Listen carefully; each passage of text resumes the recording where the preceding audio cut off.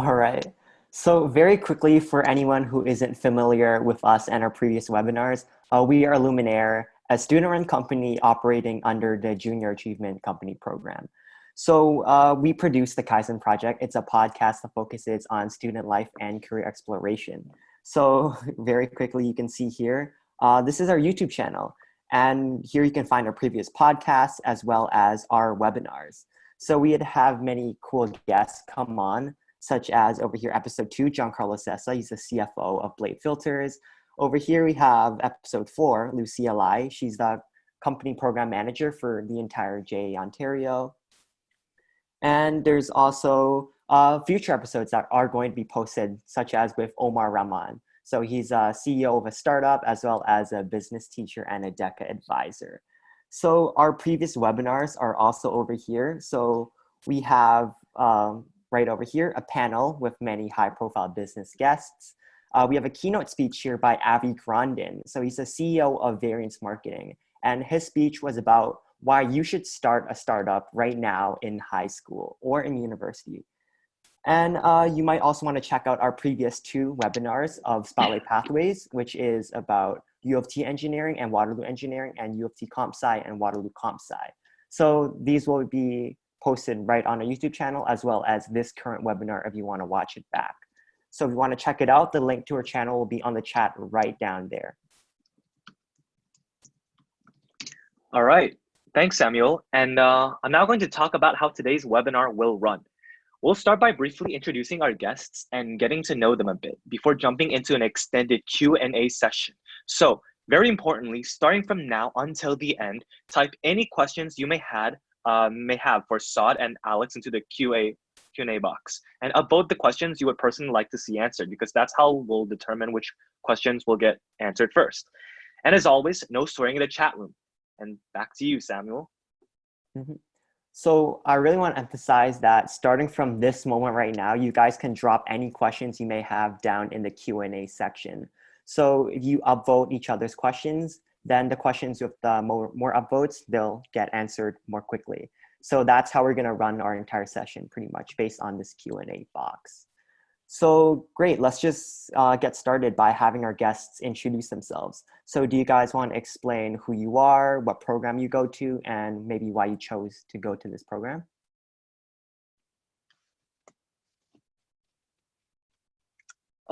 Alex, you're muted, so yeah. There you go. So yeah, I just noticed. So first of all, thank you so much for inviting me, especially with Eric. You're a big man. So my name's Alex. I'm a second year at Western University. So I study global economics. When I was in high school, I applied for BMOS, but it was pretty easy. It's pretty transferable. And one of the biggest reasons that I love Ivey is because of its flexibility and its culture. Like it's super diverse, super fun, good time. Okay. Hi, my name is Saad. Just like Alex, thank you again for giving us the opportunity to showcase, what program we're in and how far we've come along our journey. So again, my name is Saad, and currently I'm second year student in the Queen's Commerce program. And the reason I chose Queen's Commerce is because I knew from day one that I wanted to study business, and that's all I wanted to do. And so the Queen's Commerce was the best option for me in that sense, and has so many resources to help me fully develop my business career, from the Career Advancement Center to exchange to all the extracurriculars that we have. It's really showed me to what extent the commerce program can develop my business career. So that's why I chose it. Nice. So let's have a couple of startup questions. Would the both of you describe a typical day in your life as a student at your school, and what's the specialty of your program? Sure, I'll start off. So I would say day in life of Western is pretty fun, especially if you're in first year. Because if you live on rest, you spend lots of time with your friends on your floor, and also if you are AEO tending to go into business, I don't think there's a lot of academic commitments. I will spend 20 hours in total in school. That's it, and a lot of classes is really not necessary to go. So I spent a lot more time in the club. I spent a lot more time into recruiting, learning like finance or like whatever that you're interested in. And a lot of people here like started just side hustles like YouTube channels, like drop shipping, like a lot of these stuff. So it's super fun to meet these people. Oh, Cool. my bad, my Saad? bad. In Yeah, terms of or- specialty, Yeah. so in the first 2 years, there's really not like a specialty of your program because everyone is enrolled in different programs. So you could be in actuarial science, you could be in financial modeling, you could be in comp sci, you could be in arts, you could be in music. So it depends on the program, but I would say like once you get into Ivy, the culture is super nice because everyone is so friendly and they have their own exclusive clubs as well. So you get to know like the entire sessions and like almost your entire year as well. Okay. So Thanks, Alex. yeah. Yeah, so a day of a life in a Queen's Commerce student. So there's really only one building you really need to know. It's called Goods Hall. And you literally live there, you eat, you sleep, you breathe there, and you have all your classes there, except for, especially in first and second year, you only get 1 or 2 electives. But in third and fourth year, you literally get all electives. And so that's really nice because you really get to explore what you want in the first 2 years, and then you get to focus on what you want in the last 2 years. And the biggest thing I would say about our program, especially in the first 2 years, I guess throughout the entire program, is like there's a lot of group work. Queen's Commerce literally teaches you how to be in a group and how to like live with people, how to essentially like a lot of our marks are literally like group work. Like for example, some of our assignments can do like 30 to 40% on group work. So it really like teaches you to how to really rely on others and how to handle that stress as a group. And so I would say that's probably the biggest thing about like being able to handle like first and second year within the program and like the day of life of a commerce student. Great. So why don't we just start by jumping straight into the Q&A section. So a lot of people have drop down questions. So guys, keep it up. Very nice. So the top question right now is, I think this is more for Alex, but what program were you in before getting into Ivey? So you talked about global economics. So for business, if you want to apply AEO, I think there's usually people who go to BMOS if you want to study business and like econ, right? So do you want to talk about your experiences in kind of both of these before you start Ivey next year? Absolutely. So I would say like the biggest part of getting into Ivey is getting the AEO. So no matter what program that you want to get in, so it doesn't really matter. So the way that I got in, I applied for the easiest program like social science and like BMOS, like which are known for like the lowest average. So once you get in, you pick the courses that fits to the specialization that you want to get in. So lots of people switch from BMOS to like some harder modules like financial modeling, like computer science or like global economics, and that's what I did. So in terms of BMOS, the faculty of BMOS structure the course is pretty weird to me because you have about like a lecture per week, and each lecture is 3 hours long, and all the exams are held in multiple choice, which is like 80 multiple choice, like just be thrown to you, and you just have to like eat the textbook and like do the lunch on the spot. So I figured out like it wasn't good for like a lot of people, and that's why a lot of people tend to switch over from BMOS to other program. And in terms of economics is really great. First, I would say it's pretty good for GPA. It tends to be a little better than other courses of Western, such as like math, such as like comp sci, etc. And secondly, economics really teaches you like the macro environment of monetary policy, fiscal policy, and the professors here always relate them to the real life situation. So if you like economics in high school, in university, it's pretty much the same, but it's so much more in-depth and applicable. So I really like that extent. So that's why I went for global economics. And I don't think a lot of people would be going for dual degree because there's limited spots for dual degree. It's pretty competitive out there. So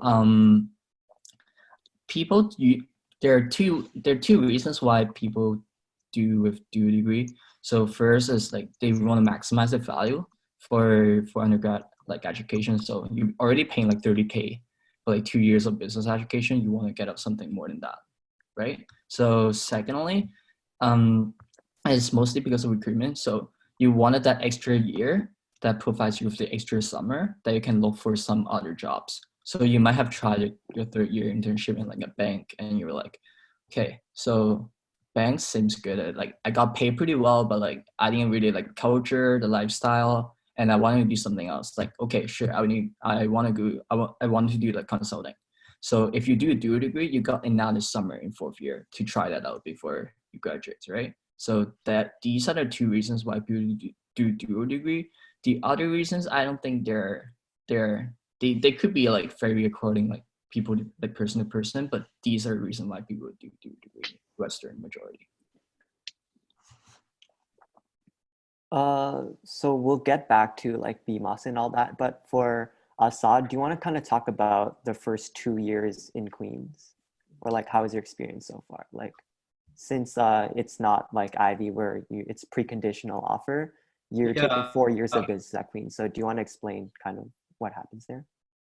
No, definitely. So for Queens, for Queens Commerce, you essentially have these mandatory courses for the first 2 years. So first year, it's like mostly like accounting, marketing, and like organizational behavior, all the basic courses. And second year, it actually transitions a little more from accounting to finance. So you learn a little bit more about finance and kind of almost the same courses as the first year, but like the higher level version of that.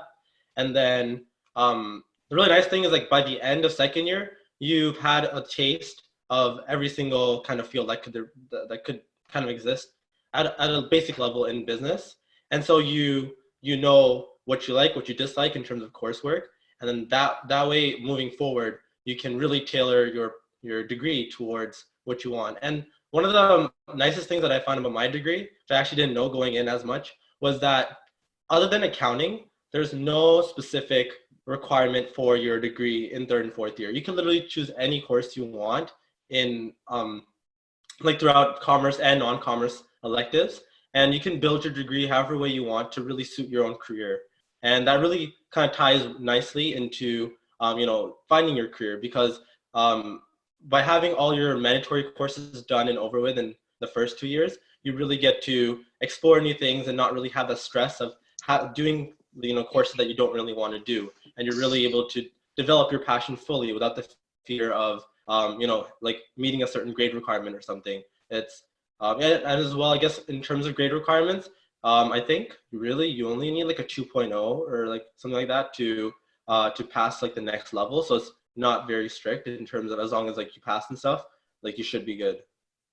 And like I think it's like, I don't remember exactly what grade level, but it's pretty low. So as long as you have a certain grade level, like you're good to pass to the next level of university. All right, that's great. Why don't we go on to the next question? Are there co-op programs at your university? And do you guys want to talk about it, like internship and programming? Sorry, not programming, co-oping. Sure. I begin. So for Ivey, or like in Western Journal, there's no internship like during like the fall or like the winter, and you got like summers for every single year, and you're gonna like it's pretty much like on yourself, because the job portal doesn't really work in first and second year until you get an Ivey and you get that amazing Ivey portal, which like plugs you in with like lots of recruiters. So in first and second years, I would say like co-op is one of the disadvantage of getting Ivey, but but I think that if you put into efforts and you put into work, you can easily get a job in like first and second year, because people know Western is known for business as well. What about Queens, Saad? Yeah, so similar to Ivey, like we don't have a co-op program, and I actually see this as a strength, because although like a lot of people tend to choose like business programs because of their co-op, Queens Commerce has a unique, I guess, thing called the Career Advancement Center, and it's essentially a staff of dedicated individuals who are highly experienced in recruiting, and their entire job, 24/7, or I guess part of their entire job, whenever they're at Goods, is to help all of us get a job. And so literally you can book an appointment anytime whenever they're free. And they've been doing this for many years. They help us get jobs in finance, consulting, marketing, whatever we want. And we can go there. It's not really, like on their schedule. It's more on our schedule. Whenever we're free, we go up to them. And this ties really nice into one of our courses that we actually take, business communications, which gives us the essential basics of like how to build a really strong resume, cover letter, and all the different interview skills. And then by visiting your career coach, essentially that's what they're called, you get to continue to build these skills, and you literally tell them what job you want and they'll help you get that job. Like they'll give you all the resources that you need. And I personally find this, again, as kind of better than co-op for the long term, because it is up to us to find these opportunities. They do list all the opportunities on this amazing portal called Quest. However, nothing is guaranteed. It's not like, a certain percentage of Queen's Commerce students are going to get, jobs from these companies. It's more, we have to put ourselves out there. And by doing that, and by not having like that safety net of, having like certain quota and stuff, like it really pushes us to really network and really gives us the skills so that in the real world, if we ever do lose our job, or if we ever want to get to a new job, we have those same skills that we can apply to the real world. If you don't have a regular co-op program, then like when do you get these like jobs? Like, is it throughout the school year or something?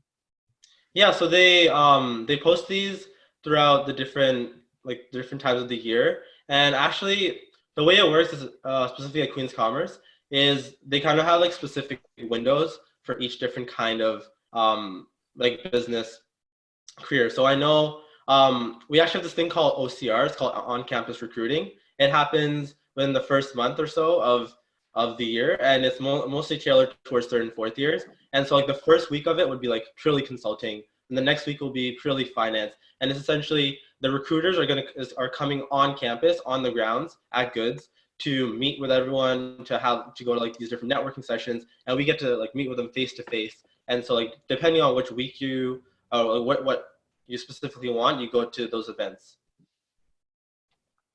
It's like pretty similar to Western too. So like what Saad said, they're on campus, they're on campus recruitment team that comes to Western campus to interview us as well.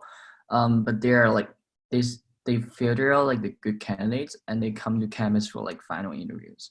So the second final interviews, then the final interviews, people will go to Toronto or go to their own offices to conduct the Super Day interview, which is like it's just like the last round of the interview. So in addition to that, for recruiting for Western and Queens, we're pretty known for a lot of like financial institutions. So a lot of financial institutions recruit directly from our schools, such as like Capital One, Accenture is a big one. Morgan Stanley is a big one as well. And they will come on campus in March and April for February and March for info sessions. So basically they bring the team to the campus and introduce themselves to you and network and stuff like that. So because we're in London and Kingston, we wouldn't get as much opportunities to like travel downtown. But the upside is that actually they would come for the talents. Like they don't mind traveling all the way to London and Kingston to meet us. No, exactly. That's just what Alex said. Okay. Next question. As a high school student, what can I do to improve my supplemental application? Sure. I start. That's okay. I saw one of the questions were about IB and AP as well, so I just answer that as well. So I would say like AP is definitely a good way to show your interest towards like business or like economics or like math. So it let the human resources, like the recruiting people, know like, okay, I'm consistently like challenging myself in terms of like academically. And for high school, I think they look into grades a lot more. So I would say taking any sorts of like AP courses would be beneficial. And for IB, I think it is really different because they have a different scale for IB and for like domestic like grades and stuff. So I couldn't talk too much about that one. But in terms of supplementary essays, I would say to start early, because there's nothing called like too early. So I started my Ivey application in around November, and I sent to like a lot of my friends in like uni to edit my essay. I sent to like 5, and I eventually got it in like March. So it was so good. So I would say definitely start early and do something you're truly passionate about. Like don't like like how people have sort of like a checklist to do when they're applying to uni. They would do some sort of business clubs. You have like an average or like better grade, and they would some sort of like start a business or join varsity team or whatever. So I would say like I believe like half of the people who are applying to Ivy do have these attributes, but the thing that makes you special is something that you're truly passionate about and you're going beyond like the average or like what normal people do. So I would say do something you're truly passionate about, and that's how you can get so much stuff to write in a supplementary essay. And yeah, just the same thing. Just start early and do what you love.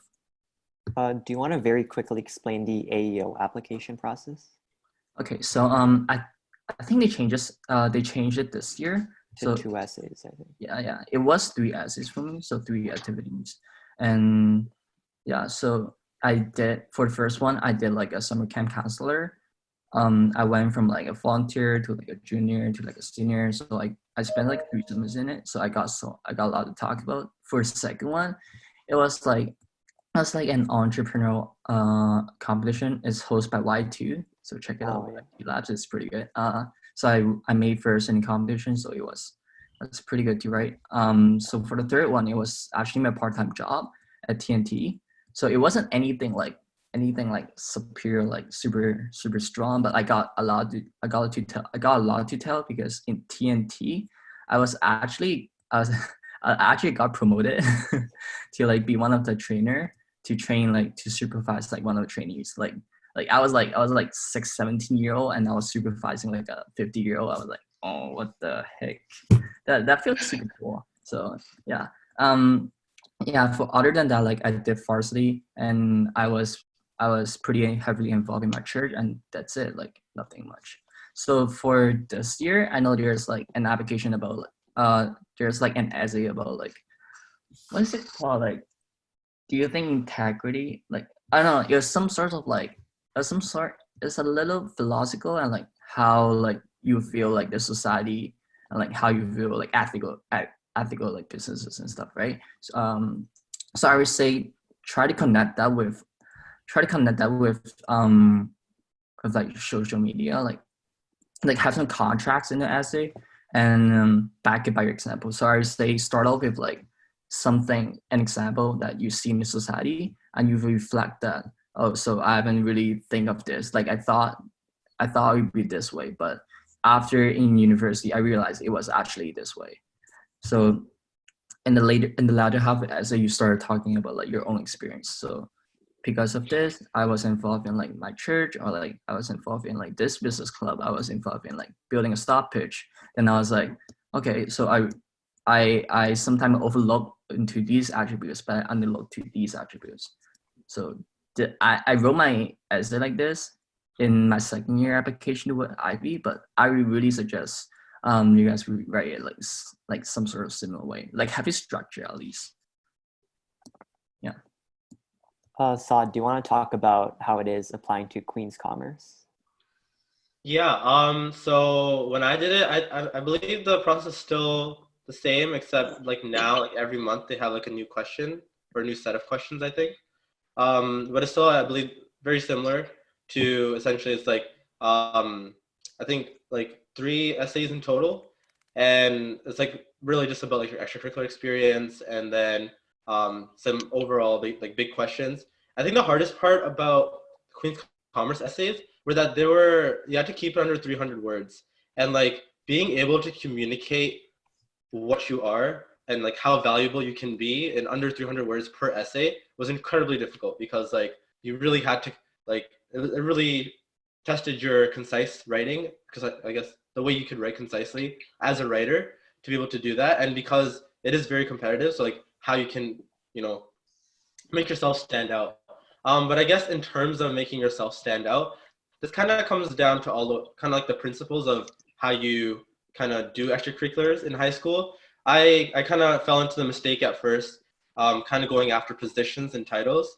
I guess earlier on in high school, and I thought like that was the best way to like really, I guess, be appealing to these universities. But later on, by the end of the process, I learned it's actually not that. It's more, it doesn't matter what position or title you have. It's what you do in those positions and titles that really matter. Like someone who was like the president of some club might have done nothing, whereas someone who was just, I don't know, like the secretary of some other club might have done so much more, and then they probably got accepted to all their universities because they really focused on doing well with what they had at the current state and really taking on more initiatives and really showing who they are with what they have currently. So I guess my biggest takeaway with that would be like, don't focus on the title or position, focus on what you do in it. Yeah, I think that was a very, very good answer, especially for like grade 10s or like grade 9s. But we have like actually like 60 questions. So we'll try to get through these like a bit faster. So Wen Yang, do you want to ask the next question? Yeah, sure. Let's get them fast.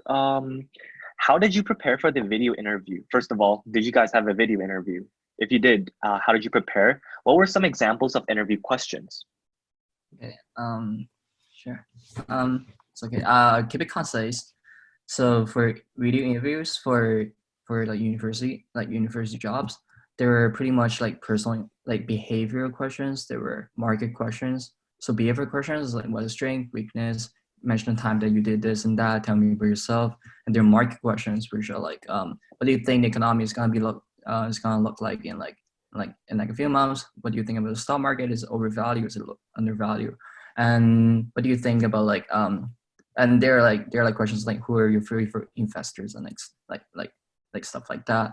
And there's like strategic questions. There are like which two companies would you think would merge could provide like the biggest value to shareholders, or what you think about like this specific industry and stuff like that. And also there are questions I found like the hardest part and there are also technical questions. Technical questions are like it's like pretty financial modeling. It's like pretty mathy and like pretty like technical. So you're gonna study like you're gonna read some books and read some guides and prepare for that.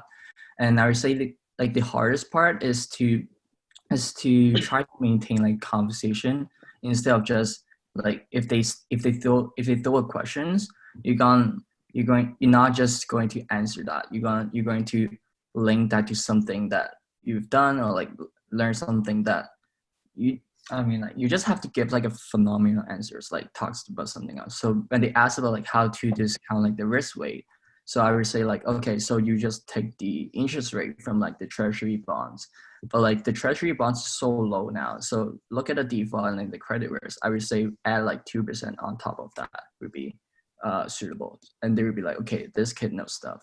Something That's like very technical. Yeah. I like that. Saad? Yeah, sir. I just wanted to clarify. Is this like interview questions for like recruiting or for like universities? Admissions at university. Oh shit, my bad. That's okay. That's okay. I obviously have a really good feel about finance recruiting, help for a lot of people in the future. But I guess in terms of university recruiting, like for Ivey and Queens, I believe there's not an interview. It's more essay questions. But I do know for like U of T and Schulich, I had like interview questions, and a lot of them were mostly behavioral. And I think the biggest thing about those is that you just have to have like a structure. A big thing that we learn in like the commerce program, probably other programs too, it's called the CARE model. It stands for like context, application, result, and evaluation. So you just like go through that model. You can search it up later, but it just helps you like structure your interview answer, so that it shows the interviewer like you have a structure towards it. But yeah. Well, wait, so was it on the spot? Like you just thought it up and on the spot, like you just answer and think as you go? Yeah, I believe. Yeah, I don't think they gave you the questions beforehand. Oh, okay. All right, so you got to be good at talking and stuff. Maybe Deca will help with that. Yeah, true. Yep. All right. Okay, next question. What was your grade 12 overall average to get into Ivey? And Queens. You guys want to share? Yeah. Mine was 90. 94.5. 94.5. And I Do want you to think it's around the same still? I'm actually not sure about that one. But like, yeah, I'm actually not sure because I don't know anyone younger than me applying to I Ivy. think I was speaking to the admissions officer for Ivy, and she said like basically it's like around 94 this year or something like that. Like apparently it's quite Crazy. competitive. That's Really? Yeah. But like apparently if you have good ECs, like you can get in with like a lower-ish 90, like 92 or something. But like nice. yeah. They're pumping up these averages every year. When I applied, it was like 90, like it was straight 90s. Like as long as you had a 90, you were good. But now they're pumping it up. That's scary. Oh gosh. And more competitive for you guys. Yeah. Well, what's the admissions average now for Queens? I believe it's still the same. I think. Well, the cool thing about Queens is like as long as you have like an 87 at least, Oh yeah. they consider you, Uh-huh. and it's essentially like your average doesn't even matter. Once you hit that 87, it's all in your ECs, and so in that way they kind of they kind of show like you should have some level of academic aptitude, but after that, all we care about is who you are as a person. So it's really like a benchmark, and once you hit it, like it's like how do you stand out? It's like what Yeah. makes you different. Okay. Exactly. I mean, it does So help with scholarships. Like if you have, like for example, like I had like a past 95, so like it helped me get like this, like the principal scholarship for first year. So it does help for like scholarships. okay. Yay, And for scholarships. AEO, it's 50-50, right? 50% ECs, 50% marks, right? I'm not the admission officer. I can't verify that, but I do know that they take supplementary essays pretty seriously. Because I have no friends who got in with like 89. That's the lowest that I've heard. But like, yeah, it's in terms of grade, it's a lot more like competitive than the Queens. As a matter of fact. Okay. All right. Let's go to the next question. Do you think there are a lot of international work opportunities, for example, working on Wall Street in the US after attending Queen's Commerce or Ivy? Okay. Yeah, that's a really good question. I love how it's like anonymous as well. Yes, there are people like that. When I first got into Western, there are around like 60 kids that got sent to the US like every single year. But because of last year, what happened that the Trump imposed Trump changed like the work visa policy. So a lot of Canadians couldn't really get to US to work anymore. So US firms have to pay more sponsorship to get you guys to work for their firms. So in their perspective, they would be like, why don't I just hire someone from Ivy League and I don't have to pay like extra like 50,000 to get you over to my firm and work for us. So Are you aware of the specific visa policy changes? Like maybe we can just like talk about it. it's like work visa. It's like work visa. Like is it the TN visa? The TN visa thing? I'm not too sure. Saad, do you know? From my experience, like, because I was in like the investment banking preparation course, and they talked a lot about U.S. recruiting. From my knowledge, like, it's not as difficult to like for your visa to get approved. I didn't know anything about like companies paying extra for it, but yeah, I wouldn't know too much. Okay, so in conclusion, like starting from last year, a lot of Ivy people couldn't get to U.S. firms because they're making hiring a lot more competitive because of the restricted policy. So there are less people going to U.S., but there are still some. So comparing to like 60 when I first got to Western, now they're like around like 20 to 25 every single year.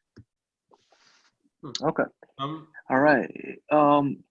Sorry. Let's just get to the next question, Saad. What is a common misconception about your program? Oh, I can go first on this one. So, Okay. I don't know. I feel like a lot of people have like this certain misconception about Queen's Commerce. It's like just full of like prestigious, like snotty, snobbish, rich kids who like have like all their internships from their daddies or whatever. I don't think it's like that. Like, obviously there's like a small group of people who like, who might fit into that stereotype, but for the most part, like everyone here is really kind and nice. It's actually a lot more diverse than people think. There's actually a lot of diversity in the commerce program for my year, and I feel like the following year I saw even more. And so some of the people I met like in my year like are some of the nicest people like I know at Queens. So yes, don't let that stop you from applying to Queens Commerce. Like no matter what, like you're gonna find people that that you can relate to, and it's actually a really good place. So please ignore all the stereotypes and apply to Queens Commerce. What about you, Alex? What about at Western? What's a common misconception with the partying and stuff? Yeah, partying. I think is for fact is pretty true. So I would say one of the misconceptions are AEOs are pretty cocky. Oh, yeah. So there are lots of memes like spreading around like how AEO kids and med sci kids are like above like everything else. But in uni it wasn't like that. So people don't usually disclose like their status or like AEOs. So everything is pretty like you can draw equal sign with every single body because everyone is super like nice. I think part of the reason is that the school itself is pretty diverse. The culture is pretty diverse, and because of the partying nature, like it sort of like migrates everyone together, and it is a really good time. Like AEOs are not like separated from anything else. Oh, by the way, I think I saw a question on what AEO was. Do you just want to like take 10 seconds to explain it? Okay, so AEOs is advanced entry opportunities. So it's a status you earn in high school. So in the first 2 years of university, you just have to reach an average of 80%. Then in the third year, you can get into the Ivey program for HBA education. Because Ivey actually starts in third year, right? Not in 1 and 2. Okay. Yes. Yep. All right. I hope that clarifies everything, guys. And very quickly, how hard is it to achieve 80% average to fulfill AEO requirement? It depends on the program, but a Western, I would say, is relatively easier than UFT and Water. Okay. How about let's go to the next question. How does your program compare to Rotman and Schulich? Do you want to go first? I don't know. I feel like every program has its like pros and cons. I won't talk too much about Rotman or Schulich because I don't go to their school. I don't really like want to know. I don't want to say anything, right? I would just say I guess I just want to highlight some of the highlights of my program. That's probably the best way to do it. But I guess I kind of said it before, but it was like exchange. Actually, one thing I haven't talked about too much, but like it's the extracurricular opportunities. So we have this thing called ComSoc, the Commerce Society, and there's like over 50 clubs of just basically just commerce kids just following their passion in so many different ways. And they ranges from like consulting and finance clubs to like a music club to like there's a new like American relation club. Like there's just so many different opportunities that you can kind of find through ComSoc, and it also, especially the career related ones, really help you get your foot in the door in all these different industries that you want to go into. So that's like actually another really good highlight of the program, as well as I mentioned before, like the Career Advancement Center, and just the fact that you do business all 4 years, and like the faculty is very prestigious. Absolutely. What about Alex? I echo on that. So we do have like Ivy exclusive clubs as well. I don't know, we don't have like a fancy name like Queen Sock, but it was like Ivy specific clubs.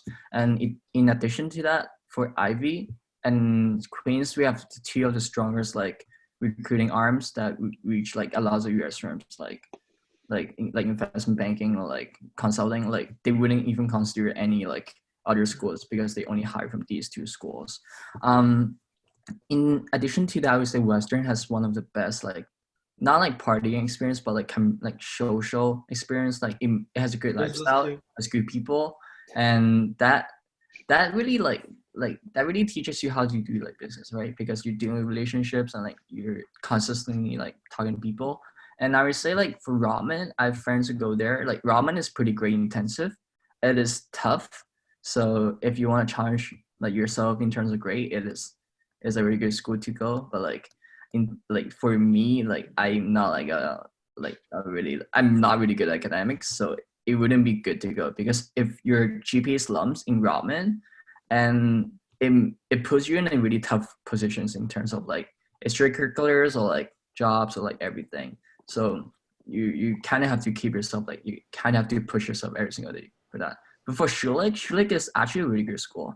Like Schulich, in terms of like discrepancy between like Ivey and Queens and Rodman and Schulich, I feel like the gap is getting closer. Like I've seen people getting really good jobs from like Schulich and like Rodman, but I would say Schulich is a really holistic school.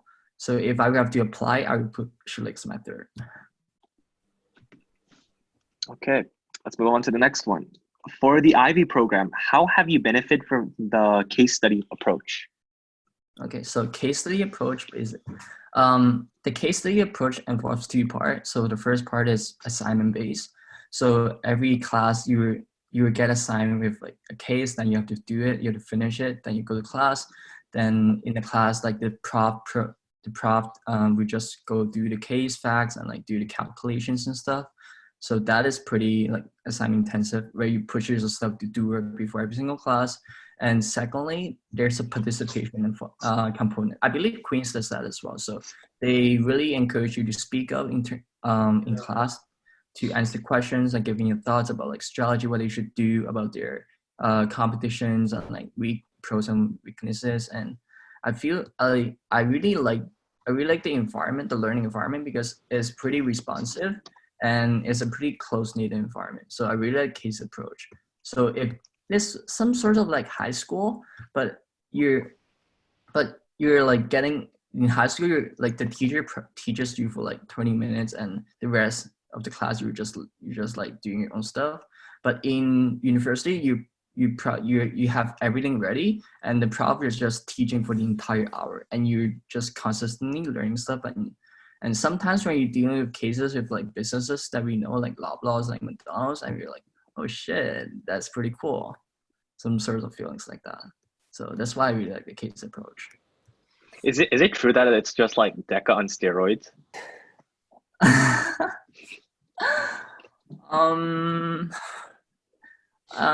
That's a really fun way to say that.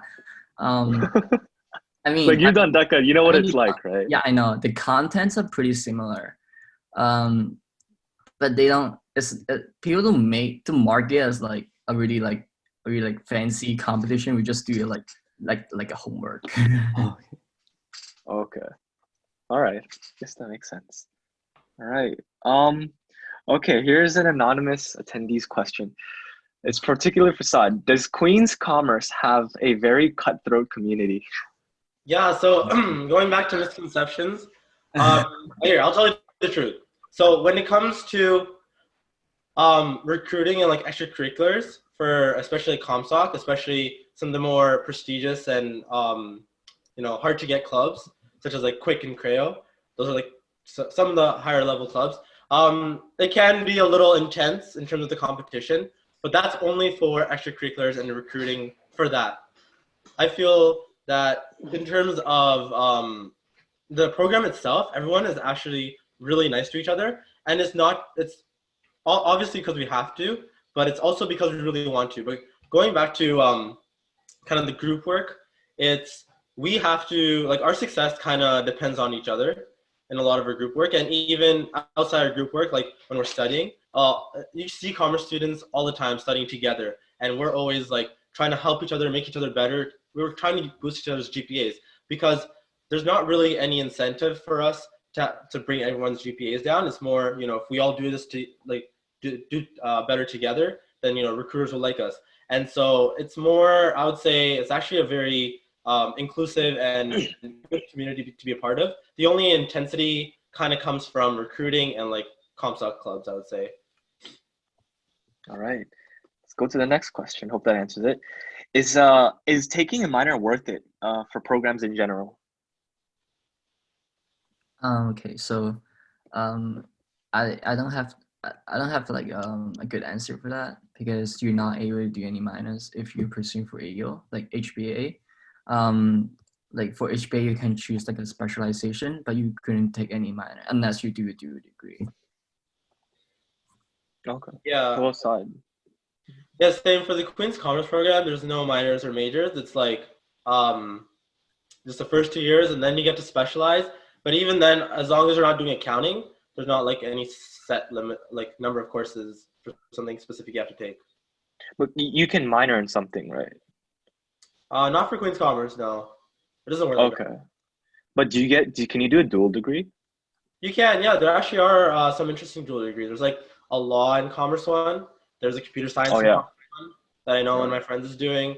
And you can actually probably do it for a lot of different things. You can like kind of custom tailor some of your dual degrees for like some of the other like art sci electives that you might be taking. When you apply though, like do you like apply for the dual degree program, or is it just like you get in and then you get to choose a dual degree? Yeah, I think it's more you apply for, once you get into Queen's Commerce, you can like talk to like the academic advisors to like set up like a dual degree, I believe. Okay. Sure, all right. Next speaking question. Of dual degrees, I think this is really interesting. It's a question from Scott. He says, "Hi, Alex. I got an offer to Western Engineering and I have the AEO status. How hard do you think it is to maintain the 78% average? And do you think it's worth going to Western for the dual degree, so engineering and Ivey? Or am I better off at a place like U of T engineering?" In terms of value-wise, I would say dual degree with HP engineer is definitely like one of the most popular stream to go with, because it just gives you so much optionality to all these like firms across the world. And like Western engineer is definitely easier than U of T engineer. So maintaining the 78% would be a little harder than like the MOS kits, like the BMOS kits, but it is achievable. It's pretty doable. A lot of my friends are in Eng, so I don't see a problem with them. So you can do that too. Good luck. Right. Another question is, how did you know your program was right for you? What are factors that helped you weigh the programs? Okay. Go ahead. Oh, well, I actually made like a decision matrix because my international business teacher helped kind of create one for me. And part of it was a decision matrix. Like by the end of it, I think the weightages that I put was kind of, I actually don't remember exactly, but it had a lot to do with like, I guess like prestige and overall like what I want from the program, like whether I want like a full business degree or like kind of half and half of something, or just the overall experience as well. So I wanted to kind of cut in from before. Queens is also a great party school, by the way, great community for partying. But overall, it did come out like Queens Commerce to be on top, but it wasn't just the decision matrix, like a quantitative analysis that helped me decide. It was also just like kind of talking to some of the people there, and I just felt that my heart was there. And especially when I started the program, I knew from day one that like this was the right program for me, and I just loved it. Cool. What about Alex? Okay, so for me, I would say, so once you get in the program, you can't really like change, and you can't really like regret what you do. But I would say like one thing about business programs is that it gives you so much optionality. There's so many fields of business that you can pursue. And for me in high school, when I was determining what program that I go to, I pretty much like line up like what do I want to do in the future, and see what school could best like position me to those jobs and stuff. And I would say like two decision criteria that people might underlook a lot is the culture of the school, like the people, and also for the lifestyle that you want. So if you like, a lot of people were looking for like how bird is it, or people were looking for like how like prestige, or like how expensive, or like location wise. But not much people look for like how is the life there, how are like the clubs communities like, or how is like the people, like are they like friendly, are they like cutthroating, or is it like pretty collaborative? There's a lot of like clubs to go, a lot of parties, and if that is what you like to do, then you should definitely go to these schools. So really, it's just like the environment. It's like the clubs and like really like with the people around. Yeah. All right, nice. I like that answer. Do you have any other interests other than business? Do you believe that you can apply these interests to your business pathway? It's like an interview question, but I loved it. Okay, so I know like in general, like people who like business tend to like love to explore like a lot of like stuff, right? because they're sort of like entrepreneurial and they love doing like math, and at the same time they love marketing, and they like startups, and like they like tech, and they like watching the news and like doing all like the strategy stuff and like picking up like leaderships. And I would say like for me, it's definitely doable. Like I would say having like a lot of people in business do have like their own like side hustles, as I mentioned. And I feel like being in business in university give you like a cushion and give you the resources to like explore lots of opportunities that you want. So when time's not that tough in recruiting or like in exams, there are lots of free time for you to explore all these opportunities.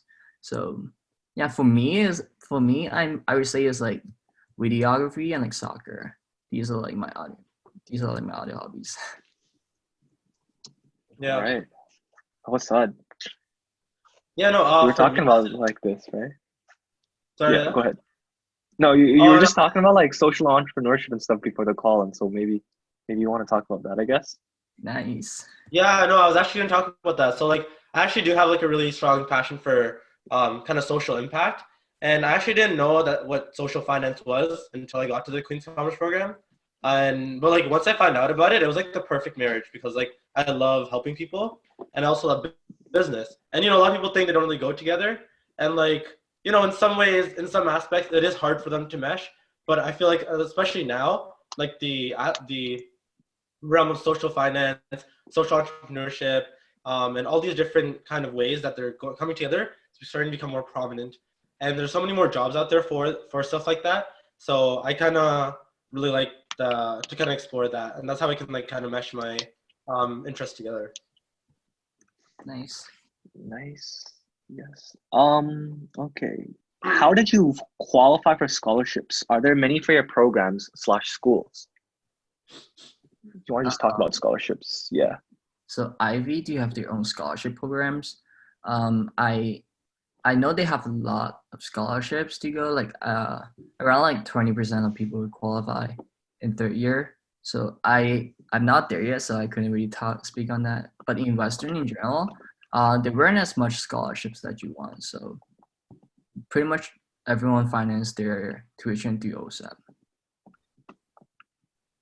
Yeah. For Queen's Commerce, well, I guess Queen's, there's like entrance scholarships, which are pretty good, and then one thing I guess one thing I kind of found interesting was that our entrance scholarships were kind of like a one-time payment, which I thought was kind of bad. But then I realized like it's not as bad because some of the other programs were like if you have like above 95 average, you have to maintain an incredibly high average to get that scholarship again next year. So it's kind of like a higher one time or like a lump sum payment at once. And then they do have like these small scholarships that they kind of have they just have to apply for, or sometimes it's kind of natural too. Like if you have like a high enough GPA, like they kind of consider everyone, and it's because like a lot of the alumni from the Queen's Commerce program like to give back a lot of money. So like if you really need money, like you really go up to like financial advisors and like academic advisors, they'll tell you what to apply for. There's also a lot of bursaries and stuff. So yeah. Mm-hmm. Okay, it's good. A question here. Hi, Saad. If you don't mind sharing, when did you receive your offer to Queen's Commerce? And do you know if having the Chancellor's nomination can give you an advantage over the other applicants? It's very specific. Yeah, so I actually wasn't a Chancellor's nominee, but I did get my acceptance pretty early, like around March. And so for what I do know though is that like having the Chancellor's nominee thing is actually doesn't make any difference. Like I actually confirmed this with someone, and it's a good advantage because if you do get it, like you do get the scholarship, but in terms of actually getting in, like it doesn't give you any advantage over someone who doesn't have it. It's just I think it's more for the scholarship. So like if you do have it, that's great. But if you don't have it, like don't look at it as a disadvantage because I didn't have it and I got accepted pretty early on, I would say. So yeah. All admissions are like on a rolling basis, right? Like they start sending it out in rounds, like March and then April and then May. And like if you don't get accepted for the one, they defer you to the next month and then they consider it, right? Right. Yeah. Okay. Yeah. Cool. Okay. Okay, so it's past 6 right now. Are you guys open to maybe extending to 6:10 or 6:15? Is that okay with you guys? Yeah, I'm great. Yeah, I'm good for that. Okay, All so right. for all our attendees, if you guys are like okay with staying till like maybe 6:15, because you guys business kids very keen. You have like 60 questions. That's a lot more than our other webinars. So good job to you guys. But just raise your hand if you guys are good with like staying a bit longer. These guys are all good for Ivey. All right. Yeah, okay. All right, I think we're good. All right, let's continue to the next one. What are some Canada-wide volunteer and internship opportunities for high school students? That is so niche. Yes, I it don't, is. I don't have much experience.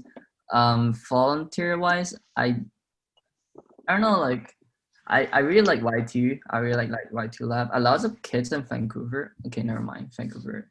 So they have like this thing called Illuminare, which is pretty good. It's pretty big. It's like a DECA thing. And I would say like in terms of volunteer or like extracurriculars, a part-time job or like some sort of sports would defend you way more than like these like volunteer or like extracurricular positions. 'Cause I don't really have much to say on that. Okay. I would say yeah, like honestly, just do your research. There's definitely a lot of them. But like honestly, there's so many that like you might get overwhelmed, like which one to choose. So again, kind of like what Alex said, like choose your passion. Don't choose something that looks good on a resume, because at the end of the day, it's just a title. Like choose something that you're actually gonna be passionate about. Okay. Let's move on to the next question. Are there any hidden fees that you don't that you need to pay to attend either schools that they aren't typically known, aside from tuition, books, residence, and meal plans? Learning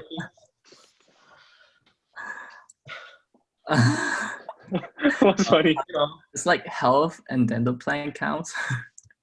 Oh, They're like, so there's some sort of insurance which adds up to like $600. That's the only thing that I can think of. that's still so What much. about you, Saad? the only thing I could really think of is like partying fees, like I said before. Like I don't party too much, but I know a lot of people, they spend a lot of money when they party. Oh, true. Can't get into too much detail, but like yeah. It's like living. Okay. Yeah, living expense. Yeah, I see. Okay. All right. Does your GPA in undergrad matter for recruitment if you're not going to grad school and aside from maintaining an Ivy AU offer? Yes, it definitely matters. That is something I regret not doing too much last year. So I would say GPA depends on job, like the specific job that you're applying to. So marketing or like design,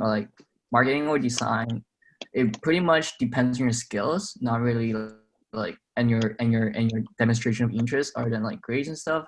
But if you're applying for like finance jobs or like analyst positions, they do look in your grades. And if you look into like investing, they look a lot into your grades. So it depends on the job, and I would say just do your best. Yeah, So just those add on matter to for that. jobs. Go ahead. Specifically, I would say from what I know, like again, it's kind of like I get depending on your job. So if you're like in marketing or HR or something like in that kind of aspect, it's not as high. Finance is a bit higher. I think you have to have it like at least above. Well, my school kind of goes off a 4.3 system. You have to be like above 3.5, but it's better if you have like around 3.7, 3.8. And then if you want to go into consulting I think is probably the highest GPAs, because like you're basically like the brains of like a project or corporation. So they're looking for more like 3.8, 3.9 from out of a 4.3 scale. So yeah, at least. Yeah, I would say for Ivy, 84 is like is considered as like the competitive average.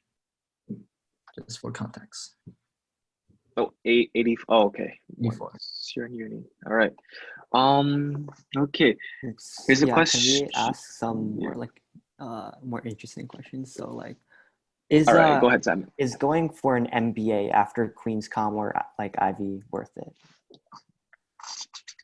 Huh. Okay, so I'll start. So if you're in high school, like don't even worry about this one. Because MBA, the reason why people go to MBA in the past and now are really different. In the past, like people wanted MBA because they wanted to like strengthen their educations or like get more certifications. But now people take MBA because they want to change. They switch industry. They want to network more and they want to travel.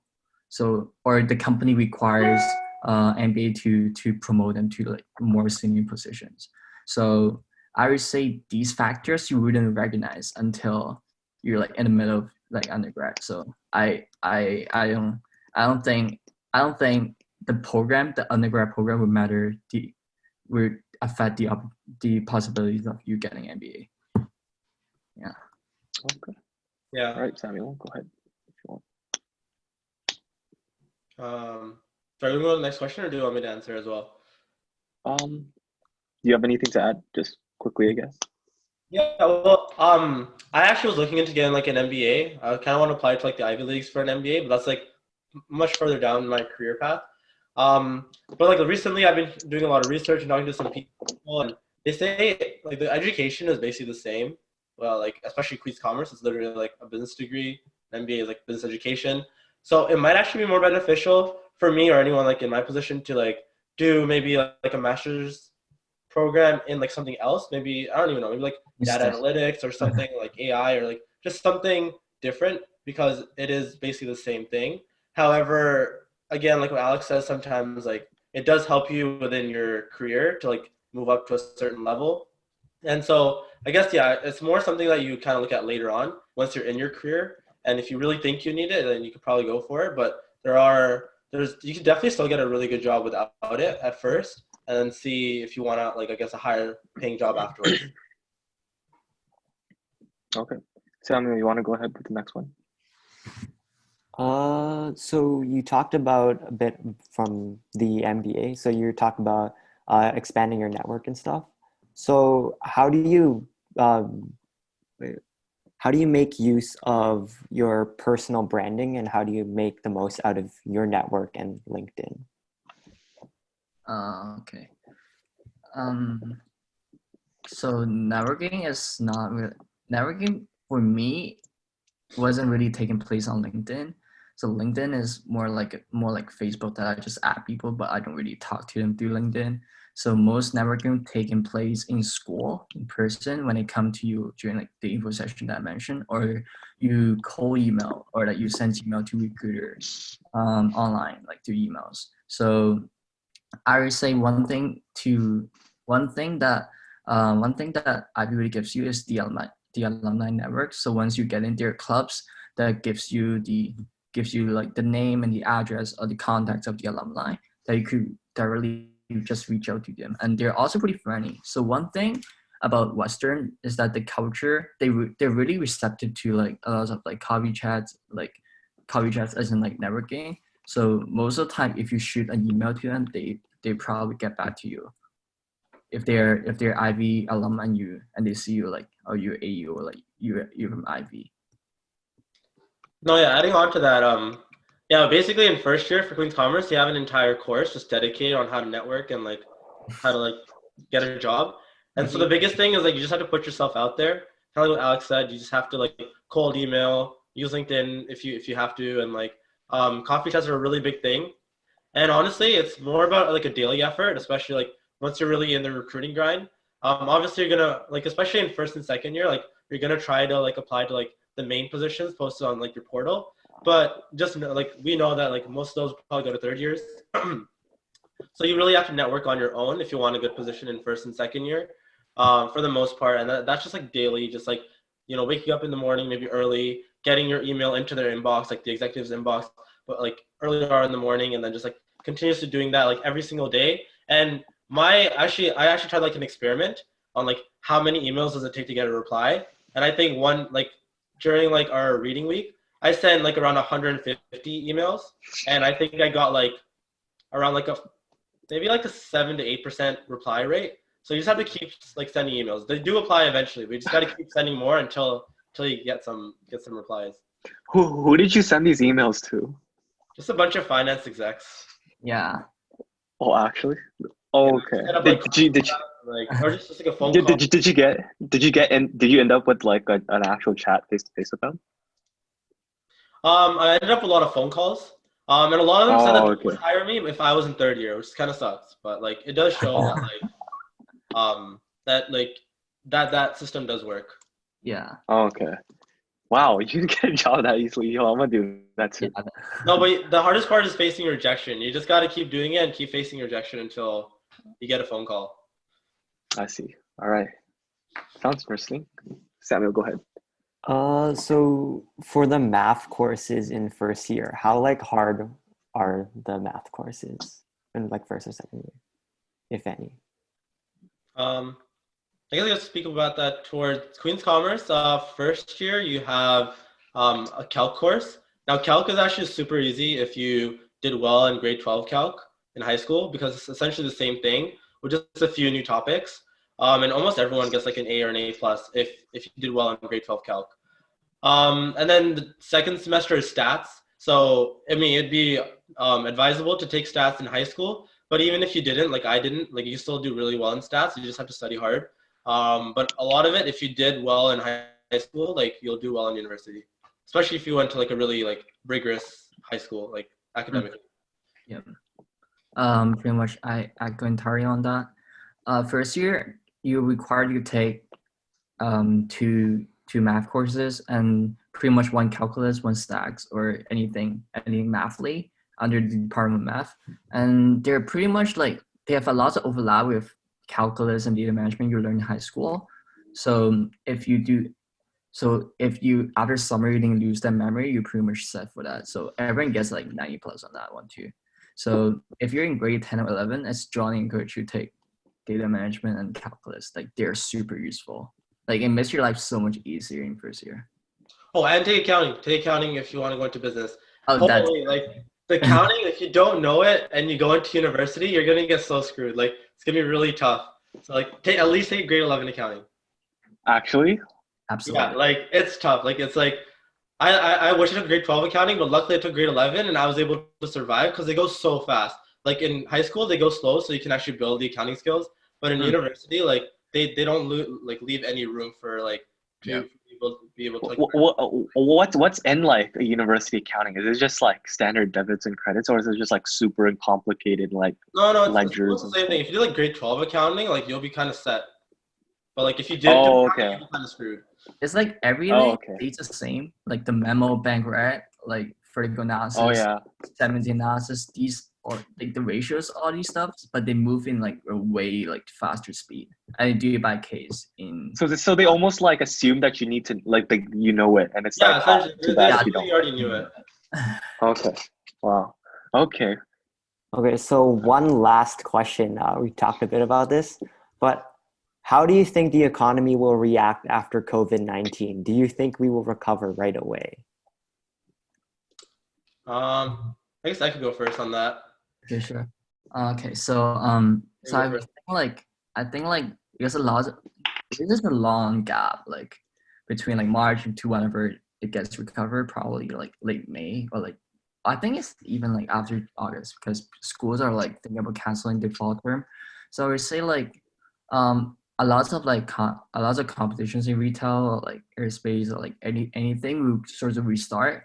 So people will have like upper hand. We kind of like go back to like the same like starting line, and they have to complete like from there. But I like 2003 or like 2008, like typically like after some sort of crisis, like there will be lots of like innovations. Like technology is gonna boom, and I read an article about like how like the superpower is gonna change, like shift over from the States to like the Asia. So I'm pretty looking forward like to how important and exports from the United States will have changed. And in terms of people wise, like I would say like during this crisis, people are being a lot more intentional, being a lot more like caring to each other, and that's a good thing. Then I hope it sustains after that. Wait, so you said that you wrote an article, or is it like you read it? I read the article. So I would say like I want to say this though. If you're really interested into business, I would say go to like McKinsey, like the famous like consulting firms or like banks, and subscribe to their newsletter. Like they wrote pretty articles, pretty good contents. Cool. Yeah, I would say pretty similar. I guess just in terms of like if like people aren't like too sure about like economics, I guess like looking at like from the supply and demand side, there's definitely a supply and demand shock. So on the supply shock, like suppliers have been affected, like supply chains, starting from like China especially, have really kind of disabled like goods coming into like other countries. There's also a demand shock. So overall, there's just less money circulating in the economy right now, which is kind of an issue. I guess you can kind of think of it kind of like a human body. Like if there's less blood circulating, like it won't function as well. And so that's why like GDP is estimated to go down, at least in this quarter and probably in the next one. However, I guess the worst thing is that we still don't know exactly when the epidemic is going to be over.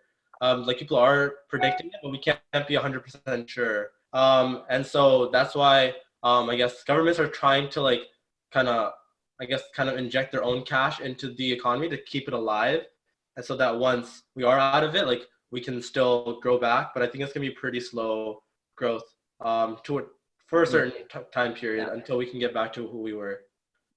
Yeah. Nice. Okay. There may or may not have been a recruiter in here. No, okay, I'm just kidding. Okay. All so right. Let's wrap it up right now. Okay. All right. Let's wrap it up. Well, that is going to be the end of Spotlight Pathways, day 3. Thank you to everyone who came today, and we hope that you learned a lot from our guests today. Thank you, Alex and Saad, for joining us today and speaking to over 80 students. As per tradition, now in our webinars, if you would like to connect with each other on LinkedIn, drop your links down below and we'll stay in touch. Mm-hmm. So if you're looking for more opportunities such as today, you might have seen on our registration form that there's one more day of Spotlight Pathways. So day 4 is Tuesday next week, April 21st. It features medical students from McMaster Health Sciences and Western Medical Sciences. So if you still want to sign up, just register again on the link in our Instagram bio. Lastly, if you want to check out our podcast, The Kaizen Project, it's on YouTube and Spotify, just as you saw previously on our webinar. And we want to thank everyone again for coming today. Stay tuned, stay safe, and we hope to see you all again soon. Stay safe, guys. Stay safe. Thanks.